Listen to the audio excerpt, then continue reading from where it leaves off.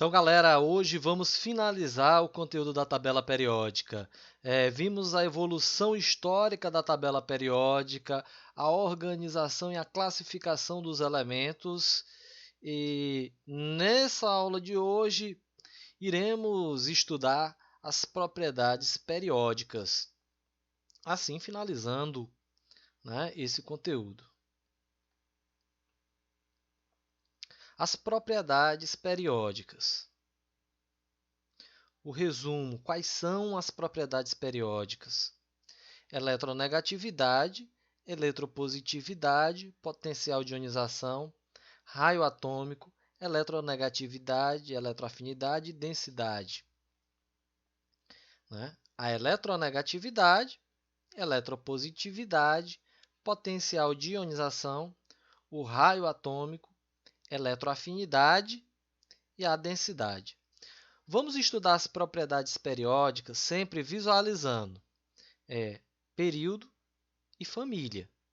Os parâmetros que vamos utilizar para facilitar o nosso entendimento em relação às propriedades periódicas sempre vai ser pontuar os períodos e as famílias da tabela periódica. Primeiro tópico, a eletronegatividade, o conceito e como a eletronegatividade varia na tabela periódica, né?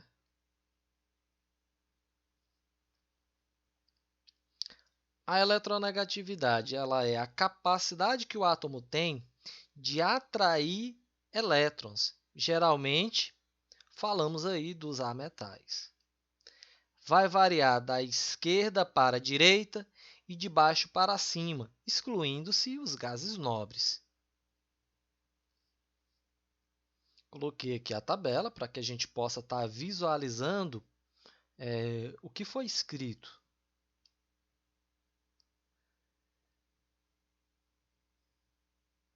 Beleza. Varia da esquerda para a direita. Quando se fala que está variando da esquerda para a direita, eu vou pegar como um parâmetro o período, os elementos que estão no mesmo período na tabela periódica. Eles vão variar de onde? A eletronegatividade vai aumentar da esquerda para a direita, visualizando aqueles elementos que estão naquele mesmo período. Exemplo. Segundo período, boro, carbono, nitrogênio, oxigênio e flúor.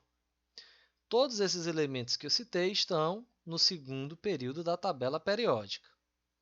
Todos eles estão no segundo período da tabela periódica. Quem tem maior eletronegatividade vai ser o flúor.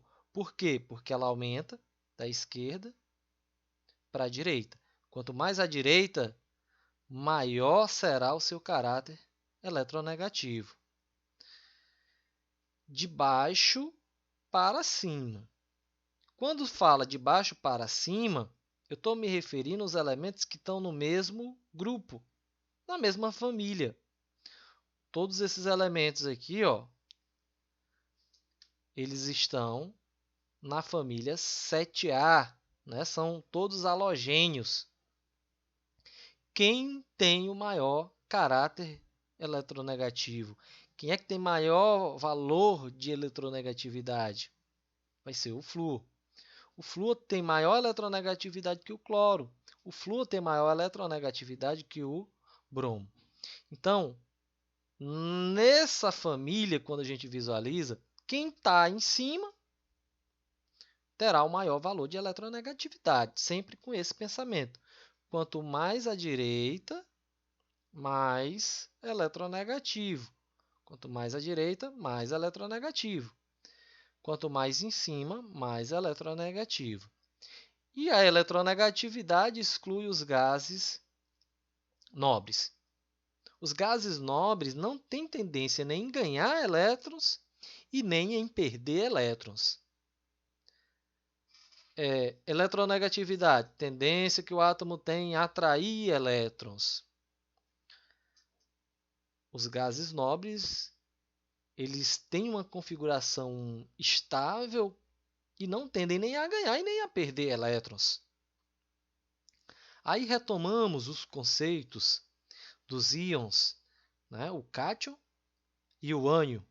O cátion é o elemento que perdeu elétron. O ânion é o elemento que ganhou elétron.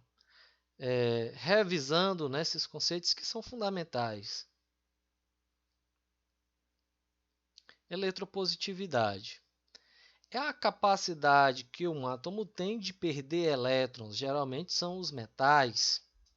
Eletronegatividade era em atrair, a eletropositividade é em ganhar, em perder. Eletronegatividade, tendência em ganhar. Eletropositividade vai ser tendência em perder.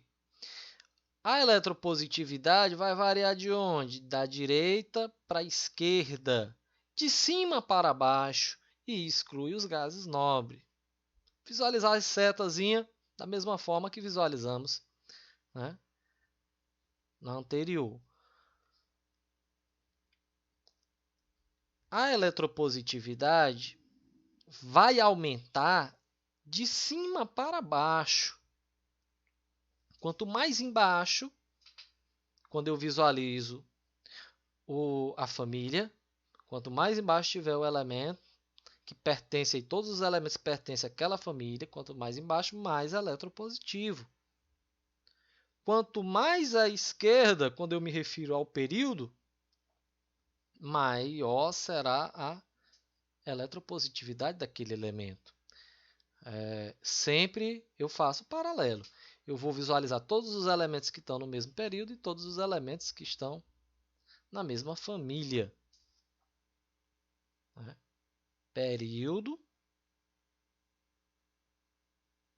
na horizontal, família na vertical. Potencial de ionização é a energia necessária para arrancar um elétron de um átomo no estado gasoso, transformando-o em um íon gasoso. A segunda energia de ionização requer maior energia que a primeira e assim sucessivamente. A energia de ionização, nesse momento, vai incluir agora os gases nobres. Energia de ionização é a energia necessária para mim retirar um elétron de um átomo no seu estado fundamental, no seu estado gasoso. Vai aumentar da esquerda para a direita e de baixo para cima. Né? Quanto mais em cima, maior será o potencial de ionização. Essa energia de ionização, ela, né, variando aqui, observando, essa energia de ionização, ela aumenta, observando a seta, quanto mais em cima está o elemento, maior será a energia de ionização. Quanto mais à direita, maior será a energia de ionização. Sempre vocês vão visualizar através das setinhas para facilitar o entendimento. O raio. O raio se refere ao tamanho do átomo. Ele me repassa, ele me transmite essa ideia de tamanho do átomo. Vai aumentar da direita para a esquerda e de cima para baixo. Quanto mais embaixo, maior será o raio. Por quê? Porque eu tenho um aumento do número de camadas. É a distância que varia do núcleo do átomo até o seu elétron mais externo, incluindo-se os gases nobres. Olhando aqui, ó. Quanto mais à esquerda, maior será o raio, quando eu visualizar no período. Nas famílias, quando visualiza a família, quanto mais embaixo, maior será o raio. Por quê? Porque eu tenho um maior número de camadas. Eletroafinidade. Energia liberada quando um átomo recebe um determinado elétron, ou afinidade eletrônica. Varia com o potencial de ionização e não inclui os gases nobres. Afinidade eletrônica ou eletroafinidade é a tendência, né, quantidade de energia que foi liberada quando o átomo recebeu um elétron. Eletronegatividade é a tendência que ele tem em atrair elétrons. A afinidade eletrônica já é a energia que foi liberada quando esse átomo recebeu esse elétron. Da esquerda para a direita, em relação a um período. Em relação à família, de baixo para cima.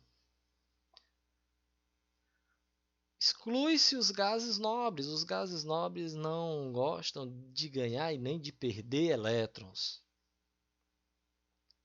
A densidade.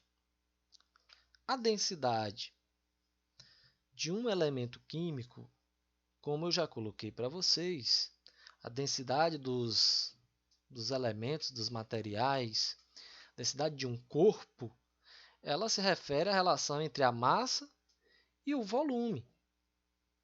Ela faz essa relação e observando essa propriedade, né, na tabela periódica, temos o ósmio e o irídio como elementos mais densos da tabela periódica. Variou-se como? Em direção ao centro e de cima para baixo. Quando eu observo a ideia da densidade, eu vou pensar em relação aos elementos que essa densidade ela vai aumentar quanto mais ao centro tiver o elemento, quanto mais embaixo tiver o elemento, maior será a densidade desse elemento. Ela é a razão entre que a massa e o volume do elemento varia das extremidades para o centro e de cima para baixo na tabela periódica. Fazendo o resumo, observamos as propriedades que foram estudadas. Eu tenho aqui em vermelho eletronegatividade, afinidade eletrônica, tendência em gostar de elétrons e a quantidade de energia liberada quando se recebe um elétron, energia de ionização, potencial de ionização, energia necessária para você arrancar um elétron de um átomo, varia de onde? Da esquerda para a direita e de baixo para cima na tabela periódica. Em verde, eletropositividade e o raio atômico.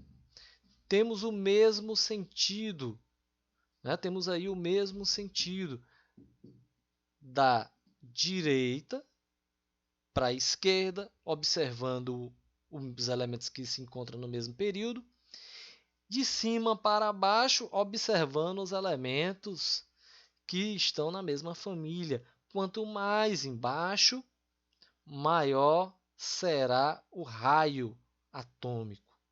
Observando o mesmo período, aumentou-se aí o número de camadas. Quanto mais distante, né, quanto mais camadas, de acordo com o modelo de Bohr, maior a gente vai ter o tamanho, né, do átomo. Seriam basicamente essas as propriedades. Dizer para vocês que essa regra ela tem as exceções. Vamos visualizar essas exceções através dos exercícios, dando continuidade e sequência, reforçando, revisando. Vamos finalizar o estudo da tabela periódica. Galera, valeu e até a próxima. Eu espero ter contribuído e com os exercícios vamos tirando aí algumas dúvidas e verificando como é que se dá, como é que é cobrado esse conteúdo de tabela periódica nas questões de vestibular e nas provas de uma forma bem geral. Valeu, galera, um abraço e até a próxima.